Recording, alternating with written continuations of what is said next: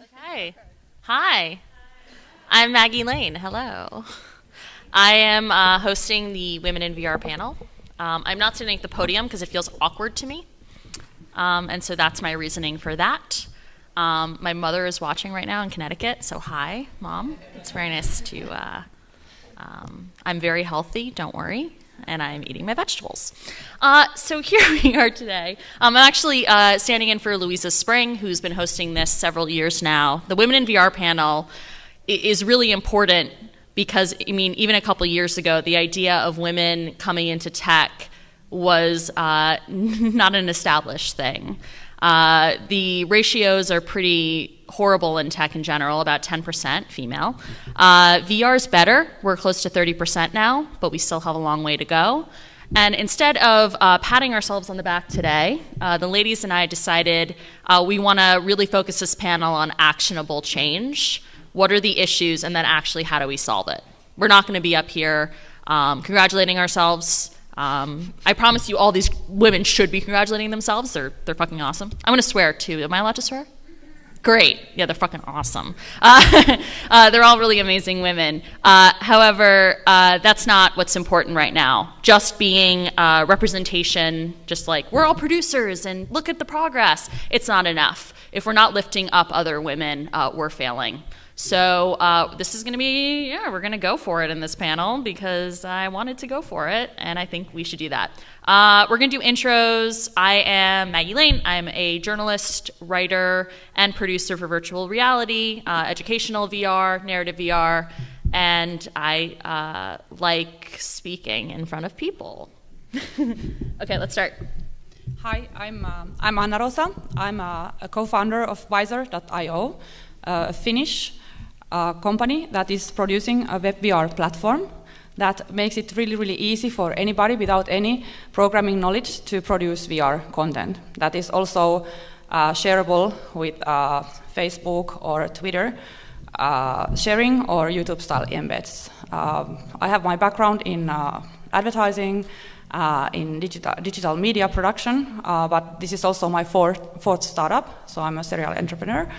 And I'm responsible for business development in Visor, and we are based in Finland, but I come to the US normally every month for that.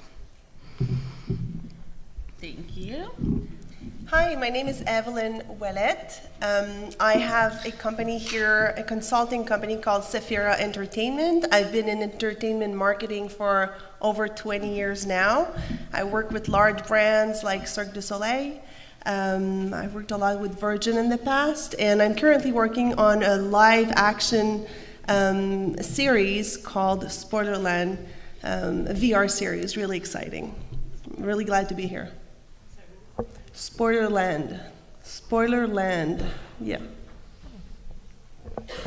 Hello everyone, my name is Kiernan Kitts, and I am the co-founder and CEO of Truth for Gold, which is the immersive truth on sustainability, and we focus on the truth for power, natural health, new education, and family justice. And so we have numerous initiatives that we're partnered with, programs that we've initiated ourselves.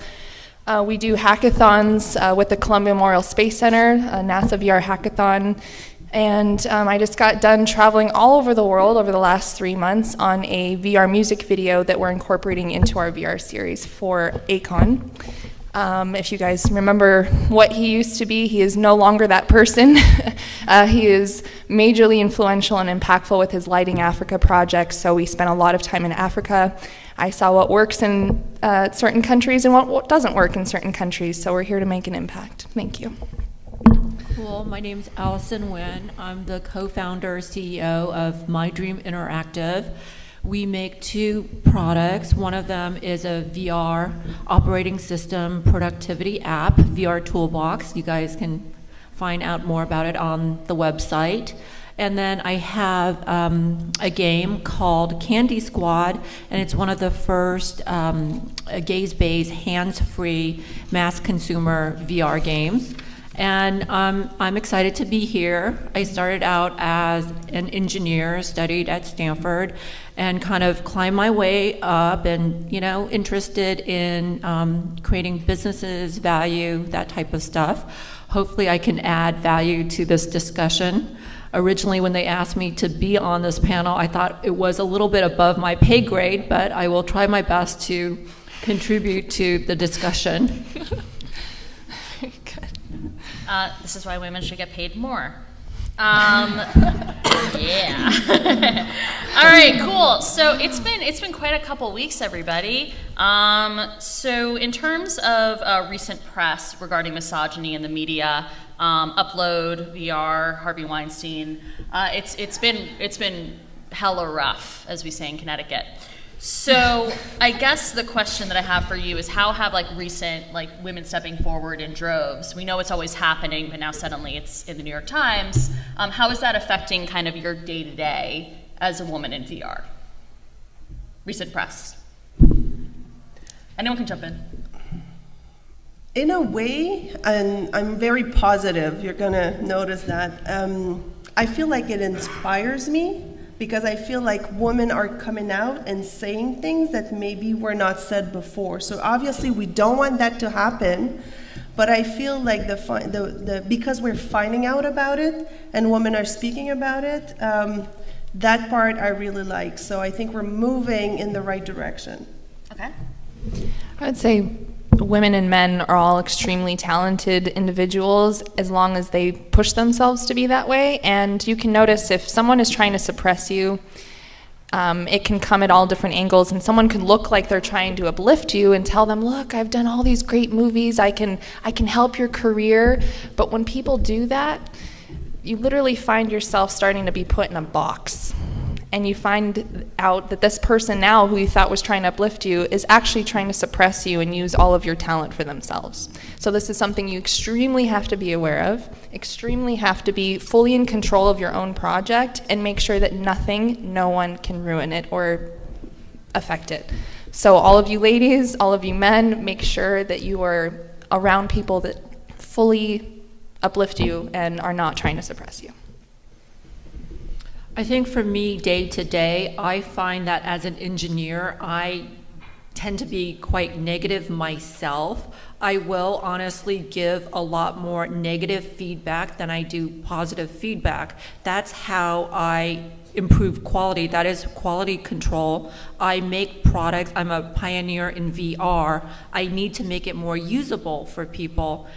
And I think, reading about some of these things, a lot of it is very negative, and I need to look inwards and try to be more uplifting for my colleagues, for people in the industry. But I think, overall, I don't know if it's a male, female. I'm kind of gender neutral the way I see the world, but I know I'm leaning more towards the negative side, not to scare anyone from applying at the company. We're hiring, by the way. But it's just, when we're shipping a product, I tend to give a lot of negative feedback, and I think we need to look at ourselves as we're running companies that a lot of people, especially women, thrive on positive feedback, right? So how can we try to uplift other people? So I think it's very, fortunate that I was invited to be on this panel. It's making me think the last 24 hours how I can tangibly step forward and uplift other people, be more positive feedback, not just for women, but for the men in my life too. That's really a beautiful sentiment. And so one of the issues also is when this press comes out, suddenly men are getting very guarded. So I want to talk about how we can fight that problem, which suddenly men now are so afraid of getting convinced of, sexual harassment, are now not taking meetings with women at all, or mentoring women at all because they're scared because of false allegations. So one woman suggested that every man should just treat every woman they meet with privately like The Rock, like Dwayne Johnson. Just consider every woman to be like a male action hero and just treat them gender neutral and don't fuck with them is kind of the, and that was a joke, but there's actually some truth in that. So I guess my question for you women is, in terms of how do you fight back then if men are overcorrecting? Mansplaining? To them? I'm saying when they're mansplaining? Yeah. Okay. Oh, these questions. So when men are pushing themselves on you, let's say, in a field, well, you started with two different things. You started with, being in the same room with a man who's scared of, what they're going to possibly be accused of. Yes. Like, for example, Michael Jackson, every time he'd get off of a stage, he'd have to be personally locked into a room by himself so that no woman could attempt or accuse him of anything. So that's kind of like what happens in the industry is like men, you literally have to completely guard yourself as well as women. So, but we should be unifying instead of separating. And the same with the racial war going on right now. We all have to be unified rather than separation. So the best thing is to get internal help, make sure that your traumas are taken care of and that you look everybody with a different eye and a new, fresh look so that you're not putting that on people, you're not putting your traumas on other people, you're just starting over fresh and unifying. My perspective is that we're waging war and getting VR broken into the mainstream. We all here are cowgirls, cowboys in VR. We need to bring it to people in the Midwest, people in California, New York, the West Coast. They know what VR is. But my goal, my main mission in life is to bring this to the mainstream so that way schools, education can use VR simulation to improve the way children are learning. The way that we do that is not to fight amongst ourselves. We need to bring together the men, the women, and focus on value, performance, and the experience that we can design for people and ride off into the sunset together. I like that. That's awesome. Well said. So yesterday we all spoke and we came up with a list of issues that are constantly thrown out in terms of these are the problems with women in VR that women in VR are facing. So we thought we'd reverse engineer. So everyone, here's here we're gonna go. All right. One common complaint is there's not enough women in STEM. So how are we gonna combat that? Okay, I guess I can speak to that if I'm not talking too much. No, it's great. Go for it. Okay, so it used to be back in the old days that the way that you create amazing change is through just engineering, right? So you think about Google, oh my God, it is a better algorithm. Well, how do you do that? Well, you know what? It is a procedurally way of thinking that's typically associated with the male brain. Virtual reality is different because VR requires the visual, it requires the audio, it requires art, math, programming, it's multimodal, it requires everything, it's multitasking. Multitasking from a neuroscience perspective is generally a female brain. We have a home game advantage, guys and gals, when it comes to virtual reality. Take advantage of that, okay? Point number one. Point number two is that it's a new industry. This is the beginning of VR. There ain't no signs that say, hey, girls aren't allowed to play. The fences are very low, and the fences probably are not even being built, just like the Wild West, right? The cattle fences are not established, so that way you can run your cattle from Texas to Montana. So I say, get all the cowgirls out there, start running your herd. This is a great opportunity, right? Our brain has been evolved for millions of years to do this, right? No other time in technology has come a point where we're taking advantage of the female brain, right? With all the things that I mentioned, multitasking, and bringing that together. That's the whole thing with not just with STEM, you know, the new trend is STEAM, right? Science, technology, engineering, art. Yeah. STEAM, we gotta put that A in there. STEAM, so science, technology, engineering, art, and math. Right, so you need to have all that together to put together an experience for the end user, whether it be an educational experience, a story, something to teach professionals at the workplace, right? So I think we need to approach STEAM from the perspective that it's like, you know, we're not trying to catch up. We're built for this industry and not to be scared of it. And if you come at it from that perspective, you really have all the skills to really kill it in this industry, dude. Yeah, that's good. And I guess another complaint is, you know, I have a lot of male friends actually that are saying, well, I just really want to hire female developers and I can't find any. So what do we do about that problem? Well, on top of the whole aspect of STEAM, I mean, when you think about STEAM, there's 5 categories, right? So in each company, there should be five specialists of each of those categories. And if they're all women, fantastic. If it's a mix, perfect. But when you're looking at women-owned businesses, the government now gives grants to women-owned businesses. So if you have a women-owned business where there's a person that specializes in each category of STEAM, you're gonna kill it. Yeah. So. Maybe. Well, actually, no. I have in mind a company called Digital Dimension. They're over in Canada, and they produce VR, and they're really strong in the gaming industry.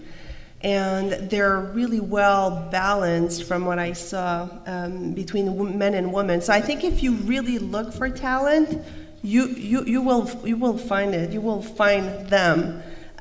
So I kind of feel like it's possible, and let's just keep on trying, you know, because we're definitely, there's some companies that are already there. Yeah, and I'm going to give a shout out to Girls Who Code and also Code Spa, both 2 organizations that are trying to get more young women coding. I think it's just invaluable.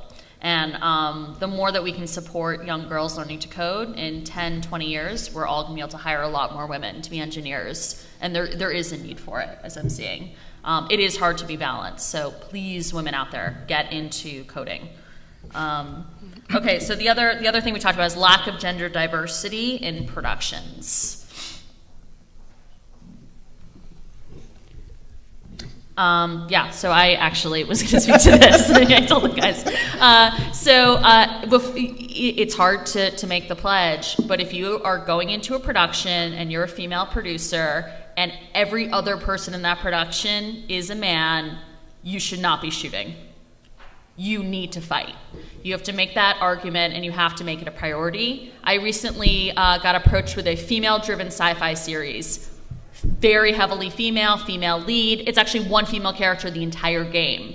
There is a male director, an entire male writer's room. Every producer is a guy, and every main developer and the designers are all male.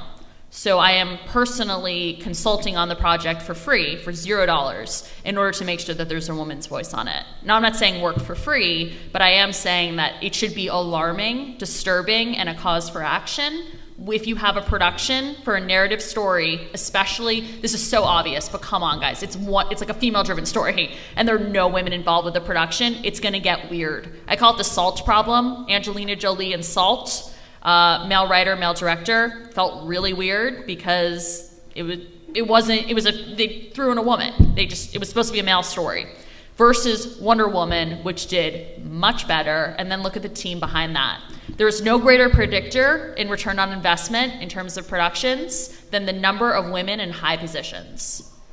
If all you care about is money, you're better off hiring more women in higher positions. You'll make more money. So tell men that. I think that's a good one. Anything else, guys, in terms of production? Well, I'm working with an amazing woman. She's a director, she's a writer, has been for years in film, now working in VR, and her first name is Deborah, and she goes a lot by DG. And one time I asked her why, and she said, well, neutral gender names sometimes, is kind of easier. And I've just been thinking about it, and honestly, I don't have the answer, but I'm kind of feeling that we should be just proud to be working on a project with the names that we have. This one, my name is French Canadian is not the easiest one here, but that's the name I use. So I feel that it's just we need to be proud of the projects we work on. We need to have our names out there, take the credit for the work that we do. Yeah. Absolutely, take the credit for the work that we do. And I gotta say, I'm still learning things about that, and I've got some people helping me out. And I think we can all help each other to really take the credit for the work that we do. When you look at what's going on with the planet right now, for example, and you see all the hurricanes going on, you see all the crime, violence, and everybody thought the world was going to end, but instead in Mayan culture, it was actually the male calendar, Mayan calendar ending, and the female calendar's beginning, right? Mm-hmm. And when we look at what women are, we're nurturing, caring beings before stress, disease, and trauma. We are nurturing, caring beings that have children. We care for things. We care for plants. We care for others. So when it comes to bringing more women into the media, when media is the direct source for driving society, when you think about all of your favorite movies that you watched when you were a kid, and when you think to like a personal experience and you think of that movie, media is driving society. So us as women, being leaders in nurturing and caring for people on the planet, let's put more women in the frickin' behind the scenes, okay? just make it happen. That's awesome. Yeah. Yeah, that was really good. Another issue is lack of mentors for women. Male mentors and female mentors. The thing I was thinking about mentors is I feel like women in general are really good, or we like relationships, right? We like where we're having dinner on Saturday night. I see in a lot of like couples and families, like the women are in charge of the social aspect, and men follow, and kids follow, and women. So as far as mentors, I feel we could be definitely stronger if we used our relationship skills to make connections happen, mentor people, and find, and that's something I'm really passionate about, and Carol knows that. We've been working together for a few years, and just like really connecting people to make both of them grow. In a certain way, each one of us also grows along the way. So it's kind of extended mentor, but I feel it's a system that really works, and we can all do a little more of that. I feel many things that we are discussing about, like sexual harassment and mentor, so on, it's very different in Europe, especially in the Northern Europe. So many things that we are discussing, I cannot really relate, but I think especially in Northern Europe, we do have a very good mentor networking, and women are very sticking together, and we have a lot of women working in VR and in tech in general, and I don't know. Just to support your point, I was at an amazing event in Amsterdam.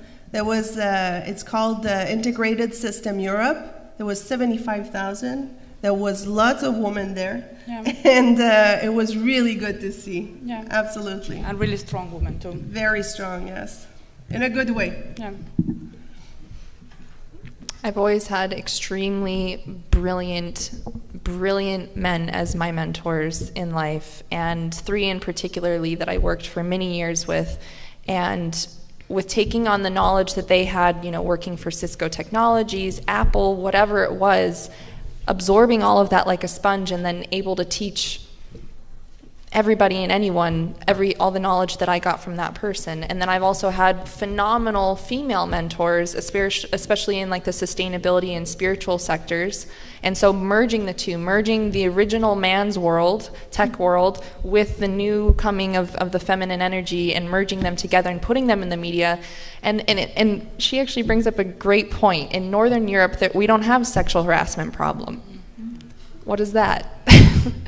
That means the media has corrupted the society into feeling like it's okay to do sexual harassment. And this type of media is not allowed in other places abroad. So when I was just traveling abroad in Europe, I was in tears constantly. I said, wow, the fruit still has seeds. there's no crime on the television. What is this? This is beautiful. What is this? What is this life, right? So we really have a lot of work to do, guys. So. Wow, I want to move to Sweden, Norway, Finland. Yes. I think it's very tough to be a female entrepreneur, pioneer in this area. Did someone have a question?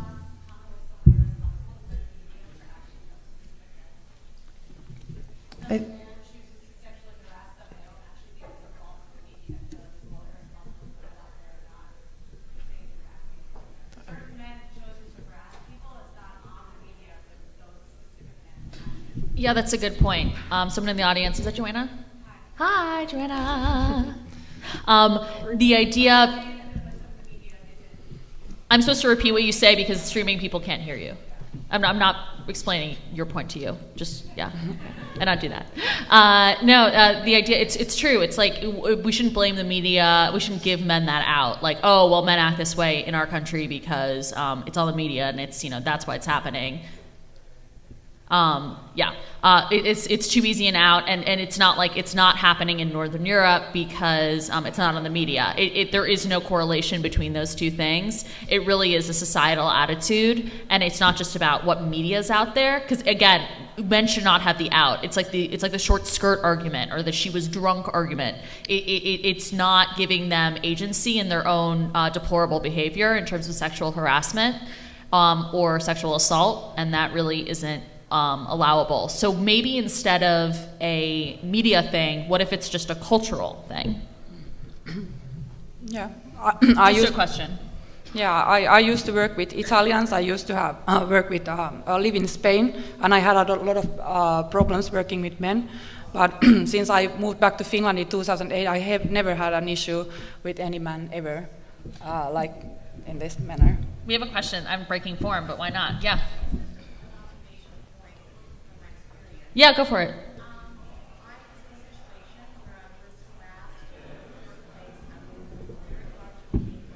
Okay.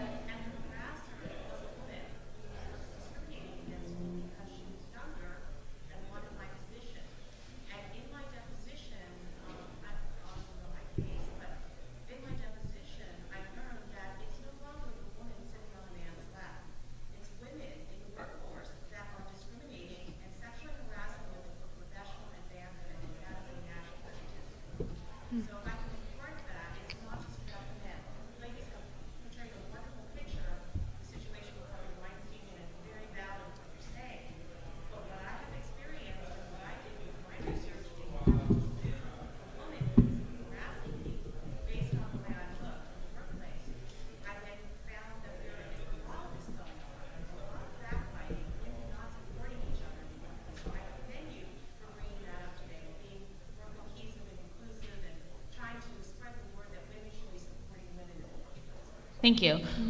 So the idea of women supporting other women and also bringing up the point that, harassment goes both ways. Harassment can come from women towards women.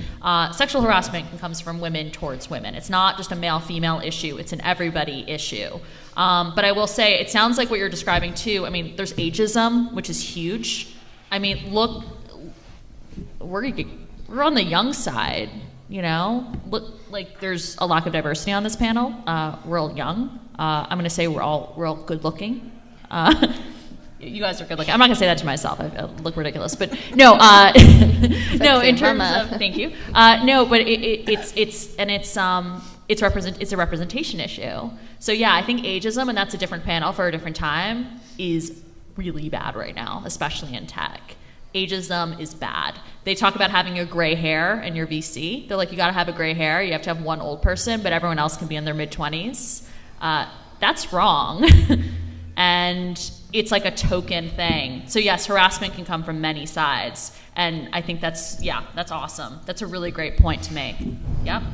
The reason why I mentioned media is because, for example, there's a lot of religions and communities where they don't allow anybody to watch TV or go on the internet or anything, because the minute they do, then you're exposed to this whole glamorous lifestyle, like, oh, everybody has to be extremely wealthy, and how do you get to that point? Oh, greed, torment, harassment, like what's the quickest way to get to it? So that's why I'm saying in the media, there's just a very, very fine balance between this over-glamorism and people buying things at the expense of millions of others, and this causes people stress and greed and to treat other people poorly. So we could go on this conversation for hours about how, you know, crime and stress didn't start in our society until currency was invited in. Otherwise, when we were trading everything, and you know, the Native Americans had it figured out, and we made it complicated. I had someone recently say, it was Burning Man. I don't know how many Burning Man people go to Digital Hollywood, but they're out there. Hi, everybody. So in terms of Burning Man, they were like, yeah, everyone is so in peace, and everyone's bartering, and it's awesome. And then I had a friend that was like, so what happens when the food runs out at Burning Man? Like, what happens when resources dry up? There's no water, everyone's smelly. Like, no one wants to fool around anymore. Like, what's happening? Drugs are running low if people partake in those things. And then it was like, and then it goes anarchy, or what society is that? So again, it's just to conflict that idea, like, yes, like, Native Americans had it figured out, but again, it's a lack of resources. Anyone can be pretty brutal to each other with a lack of resources. And I think we have to honor that. And by the way, women can be some of the most ruthless people in the entire world when it comes to protecting their own and lack of resources. This is why I like female producers. You've had your hand up. Yeah. So my question, I think, like, you know, the conversation about the gender is like, you know, it's gone up a lot, and like, you know, the numbers stay the same. I think part of it is like a cultural thing when female, like, you know, qualities look, you know, like you just like look at the, you know, election. So that female qualities look like a disadvantage. Mm-hmm. Look like, you know, and I think it's a bigger conversation. It's just like, you know, like we need to create enough content that is communicated enough, and that bring up the qualities that make, you know, like, you know, something that is so essential to us. We see like the gray, you know, colors between black and white a little bit with more like, you know, like we are more understanding in it. But like in culture, it looks like a disadvantage because people want like a direct answer, yes, no. And so like I think like if we bring content that bring that stuff up and it's communicated and successful, then we're not talking about ghetto. Listen to us. Yeah. Let's show the results, and then like doors gonna start opening because we're doing the results. Like Wonder Woman is great because it shows results. Yeah. No, I love this. It's the idea of what are female kind of, and let me use the term superpowers, like what are actual traits that women have that make us strong? And I think I'm going to ask the panel, and then I want to ask people out there. So get your answers ready. If you want to shout out something after I ask my panelists about female superpowers that actually put us at an advantage in term as a minority in tech and VR, but in the world. What are our strengths? Like, let's focus on that. Yep. Go down. Empathy, for one. What do you say? Empathy. Empathy? Yeah. Great. Empathy. I feel that we're really passionate. And that brings a lot in projects and quality we bring in, and how far we're willing to go, as you were mentioning. Yeah, I feel like passionate is really powerful. Cool. Definitely sticking up for what you believe in. And the reason why I say that is on my hands, it is tattooed saying strong fist, stronger heart. Because if you do not stick up for what you believe in, you will gain the weakest heart there is, and then anybody can take advantage. So make sure you always stick up for what you believe in. Like what I had said earlier, women are the glue in society. And VR, a lot of the technology has been out there before, but VR really is gluing together the optics, the audio, the GPU, the art. All these things are glued together in a beautiful experience for the end user, right? And so women act as that glue, they story tell, they put everything together. Let's take advantage of our strengths. I'm going to call that holistic approach. Is that okay? Oh, thank you. Okay, I'm going to call that a holistic approach. Anyone else, if you can shout out like superpowers that you think women have, uniquely female, as like a strength? Intuition. Okay, I like that. Anyone else? Accountability. Ooh, that's good. Fighters. You know, it's funny because normally people don't think of women as fighters, but again, women are fighters. What do you say? Tenacity, not giving up. You have to, and as a woman in tech, right? Yep. Resilience. Again, being in tech, I think, is something. But in general. Nurturers. Nurturing projects and nurturing people in your projects. I like that.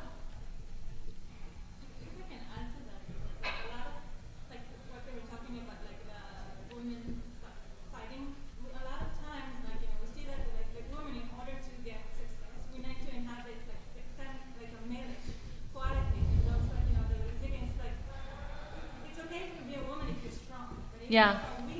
Like when you're feminine, that is people will not trust you. I think it's like the qualities that make you qualified to the spaces if you're more like a man.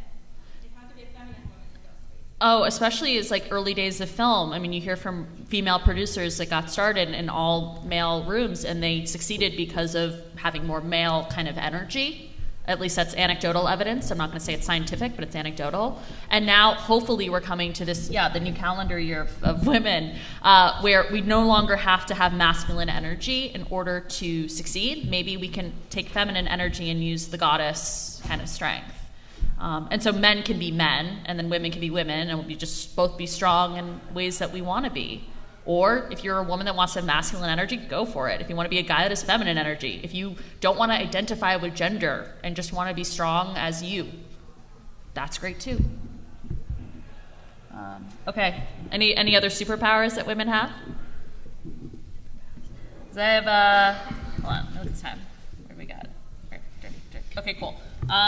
There's an issue in VR, and this is going to open up something where people say, well, why make content for women? Because most of our users are men.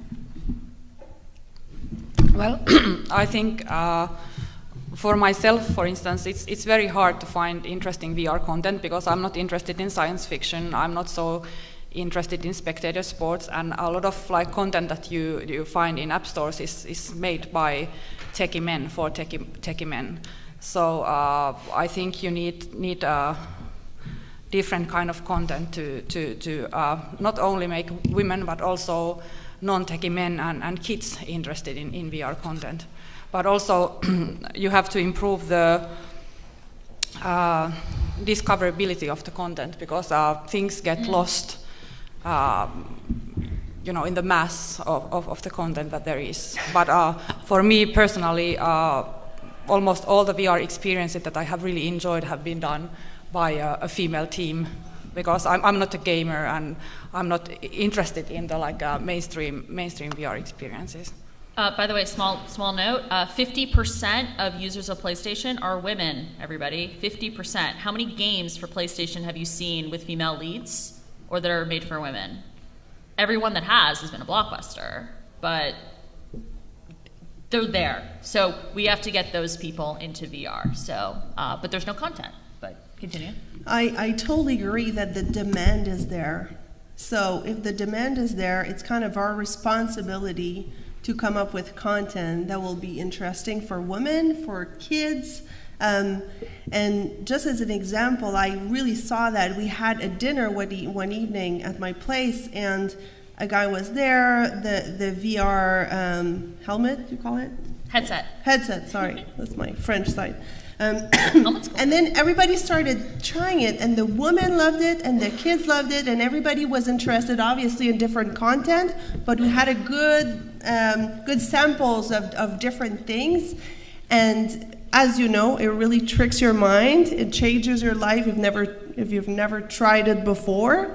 And you understand that VR is going to be just as powerful as the internet is now. But when it came out, we didn't realize the internet was going to be as strong. But to me, it's obvious that VR is is the really, really strong media.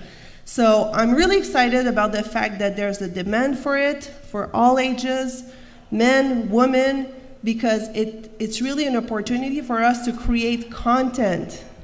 And that means more work in the field that we love. And that's amazing. Yeah. I love that you brought up PlayStation, because PlayStation has really got, obviously the gaming aspect figured out. And so yes, creating more games that are derived for both genders, but more importantly, after years of research and listening to hundreds of panels, I've really conceptualized this VR, let's call it spiritual superheroes that travel all over the world doing real life missions, but it's all VR live stream, because I see the future of VR really being VR AR apps, applications, and then headsets as far as like gaming, so PlayStation, that's really like the only time that people will spend like enough time in the headsets is with interactivity. Otherwise, we are making it capable for VR AR app, and this is all age friendly. You've got the aspect of the superheroes for the kids, you have the real life impact missions for the women, and then you have the exciting dramatics and action for men. So you have all three wrapped up in the same, so it's very important to make your content well-rounded. But also, any of those categories can be for any of those groups. Exactly. Yeah. This is really interesting because I'm coming from the game space, and I actually am releasing a game for kids and women, Candy Squad. It'll be coming out in the next few weeks. But I don't want to kind of bombard you with my marketing spiel right now. I kind of like to think of this as a new frontier. So not necessarily games, movies, it's VR. We can make it anything we want. So the new project that I'm really excited about, I guess the old category that you can kind of put on it is a meditation app, but it kind of brings together some of the things that we've been saying that women are really good at: holistic, spiritual, right? But also being very productive. In this age where we're having earthquakes, fires, war, lots of stress at work, multitasking, children, 75% of adult women are working mothers who are working, having kids at the same time, including me.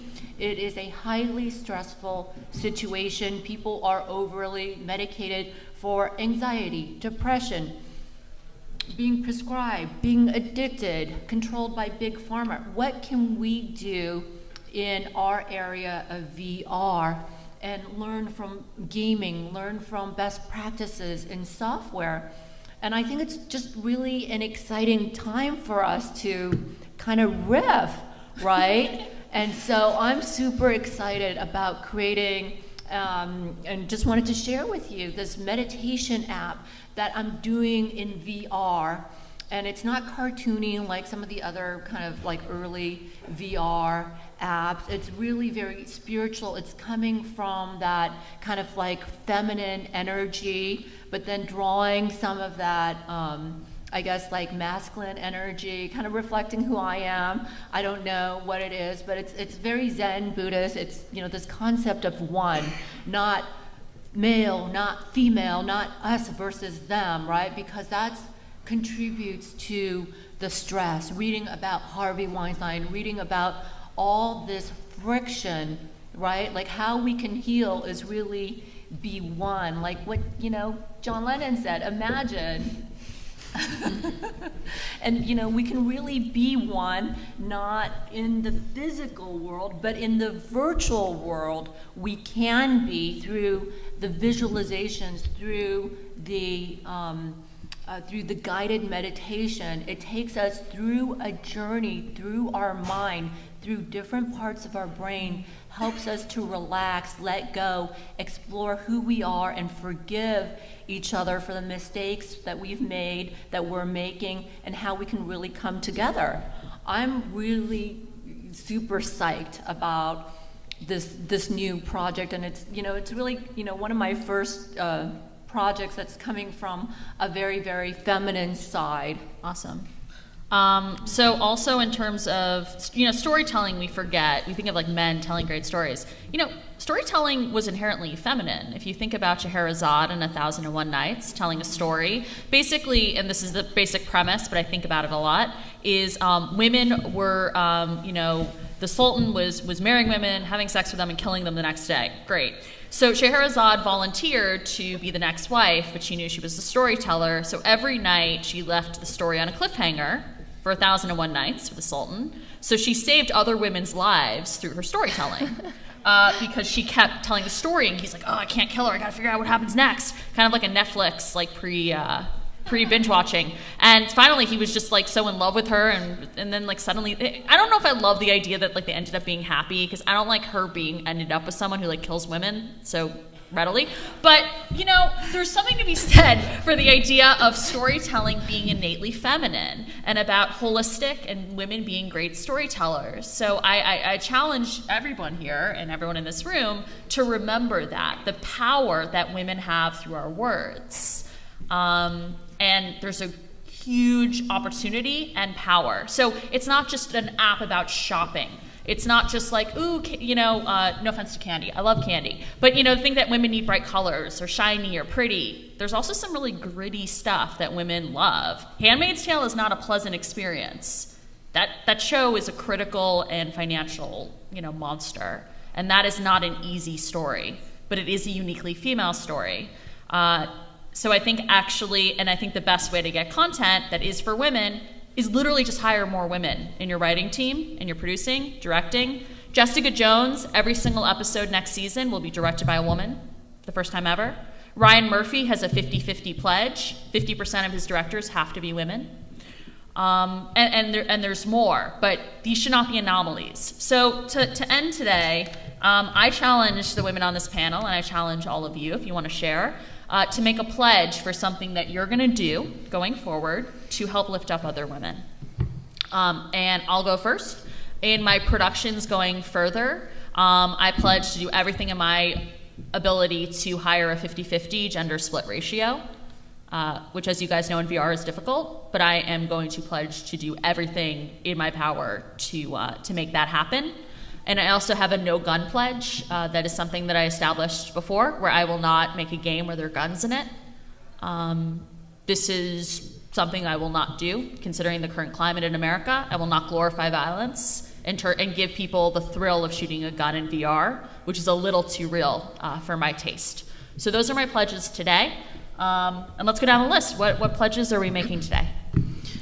So I'm building, building tools that enable storytellers without any programming or other like deep technological knowledge to tell their stories without engaging expensive and hard to find gaming teams. And also we are offering our tools for schools in comprehensive schools, high schools and universities for free to be used in technology education.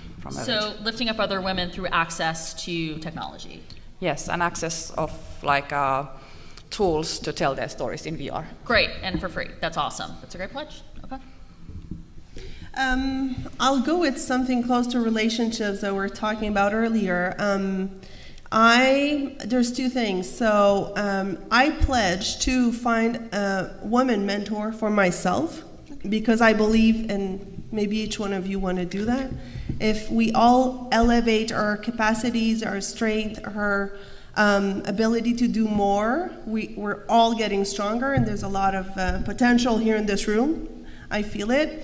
And if you feel that I could help you and mentor you, that's my second thing. I pledge to mentor someone in the room here. If you're interested, just come see me after the conference. It's a really generous offer. Oh boy. I've already made 5 huge sacrifices / pledges in my life, so to add on to that.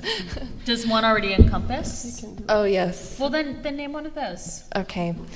I sacrificed my entire life, my entire waking moment to focusing on our children, our future generation, by implementing all the keys to sustainability, as well as helping people see through the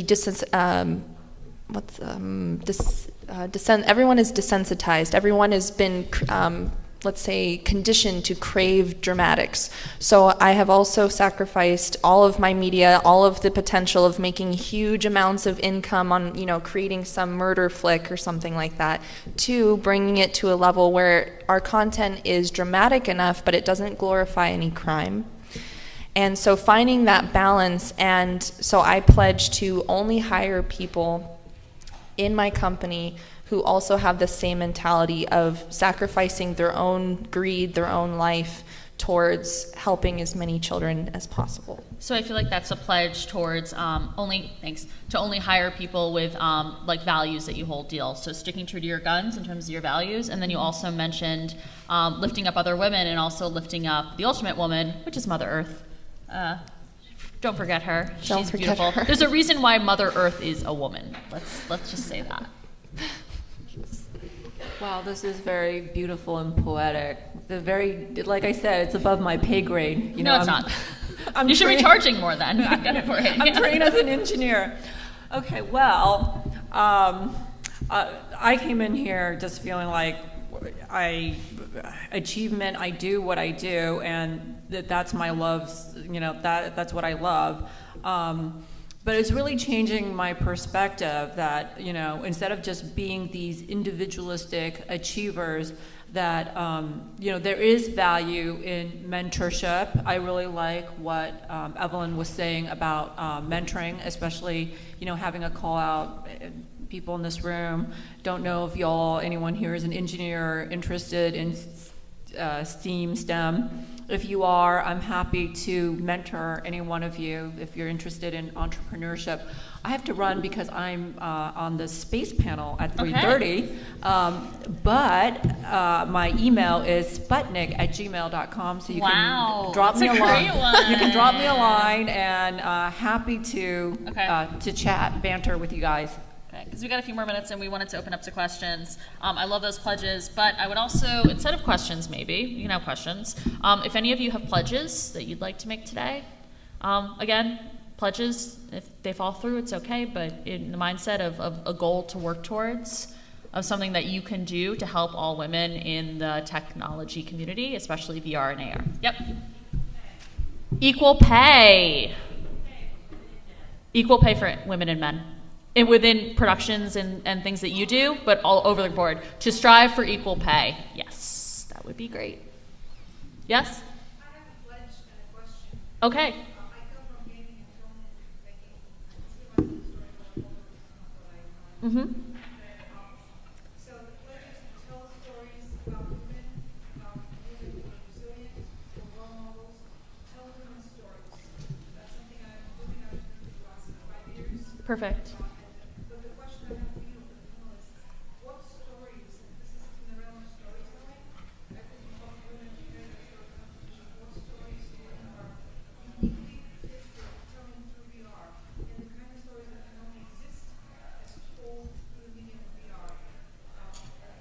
Female stories? Okay. Okay, so the pledge, which is beautiful, is to tell more stories for women by women with female-centric themes, which is gorgeous, and thank you, and that's very important. And the idea is what type of experiences work uniquely well for VR? Probably something that takes you somewhere where you cannot go yourself, and like war zones, and a lot of very touching pieces of content have been made. That. Mm-hmm.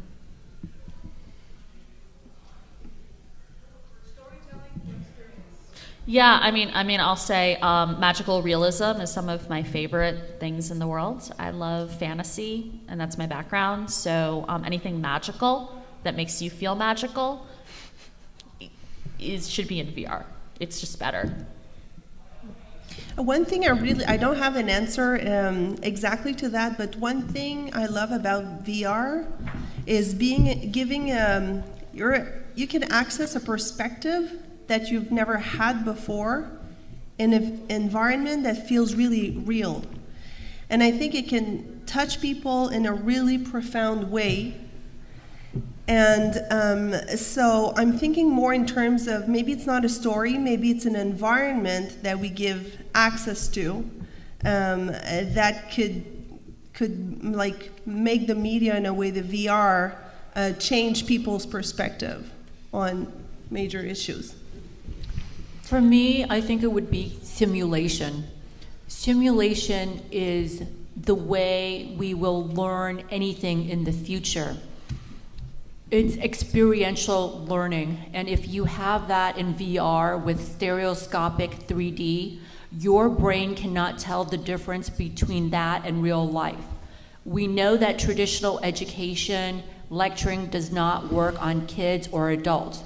People only retain 20% of what they're told, but they retain 80% of the experiences, of the actions that their brain thinks that they're doing. So in a simulated VR environment, we can really quadruple what we're teaching at the schools, at the university, and I think that's very exciting. So for example, if a college education is typically 4 years, and if you can accelerate that 4 times, then you can get a college degree in 1 year. That's amazing, right? So that to me is really the end game. You know, all that I'm working, all that I do in VR and AR and mixed reality, my end goal is to do simulated educational environments, because that's how we're going to teach people in the future and get 1 billion people educated, learning, and bring them out of poverty. Yeah, and I think this is beautiful. And I think also the idea of, tactile learners are really starting to suffer because typing. And it used to be, what about learners that have to touch things or have to write things in order to learn? Well, everyone's typing. So we're really hurting this group of learners. You put them in VR, they're touching, they're experiencing. They say the best way to learn something is to explain it to somebody else. So imagine a VR experience where you have to explain something to somebody else. Or you have a conversation, instead of learning French, you have a conversation with like a croissant with a beret named Jacques. I don't know. Like an anthropomorphic croissant. This is rough. This is really rough. But no, the idea of like an actual like fun experience. So leveling fun and tactile and engagement, increasing engagement through VR. Especially imagine in schools where they don't have a lot of facilities or resources, but they do have a VR headset. And that could become standard, and hopefully will. I want to tap on her question of what works the best in VR as far as gaming and storytelling, and then also your comment of simulation. So in this project that we just got done filming all over the world with Akon, if you look at his previous music videos, it's all just half-naked women shaking butts and tits. That's just what it is, right? And then in this one, I was like, oh, buddy, I'm gonna switch your entire image around. Cool. So what we did was with this brand new simulation tech that Silver Thread has, they have a POV point of view head camera that is 3D stereoscopic VR. And we brought them onto this project. And so, for example, for the demo that you'll be able to see tomorrow at our booth, you guys definitely got to come check it out. We have gone to the House of Slaves, which was in Dakar, Senegal, Africa, where all the slaves were held before taken to America. You walk into this place, you're in tears immediately. So what is it like when you're in it in VR?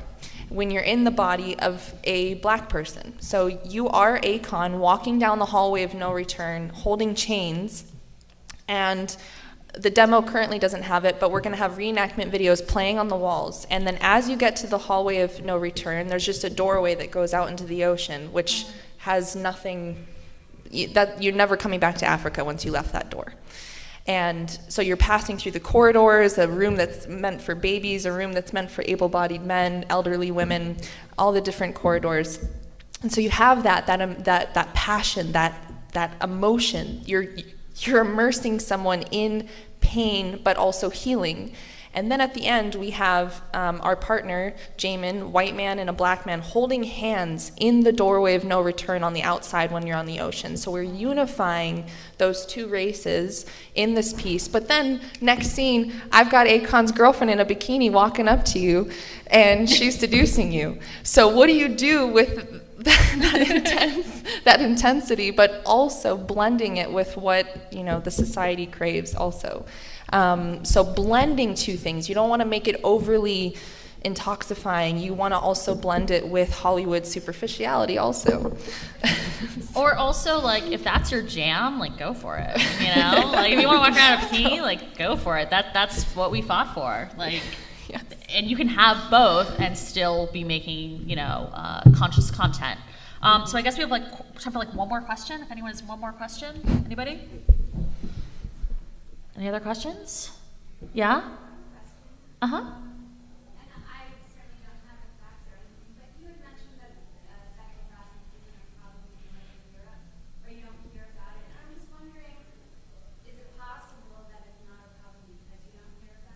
Or is it possible by saying it's such?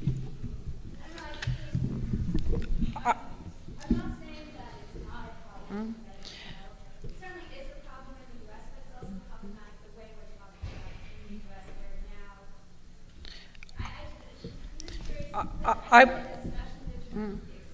Say the question. Yeah, so I have to repeat the question. So the idea is sexual harassment, sexual harassment in Northern Europe. And Ana Rosa mentioned that it's not as large of an issue, and I guess just some clarification on that. No, I said that it has not been an issue for me since I moved back to Finland since 2008, but it's because I work with startups and I work with like more young people that work in technology, young people that are very different from like the previous generation. So if you work in like old traditional industries with like older people, then there is this sort of like old form of sexual harassment or belittlement of women and so on. But the new generation of like tech entrepreneurs are very different from like the old entrepreneurial culture in Northern Europe that I don't know, the women are just very, very emancipated, and the men just respect and appreciate the women a lot. So I have really enjoyed like this startup culture in Finland. Also, traditionally, our culture in general is not like very supportive, but it's just like a new working culture, a new entrepreneurial culture, and it's because I live work-wise in that bubble that in that bubble I have not seen our experience. And I would say that if sexual harassment would exist, it goes both ways. So because the women are, I work with so many like creative and men that and many women who are like sort of like more stronger and masculine.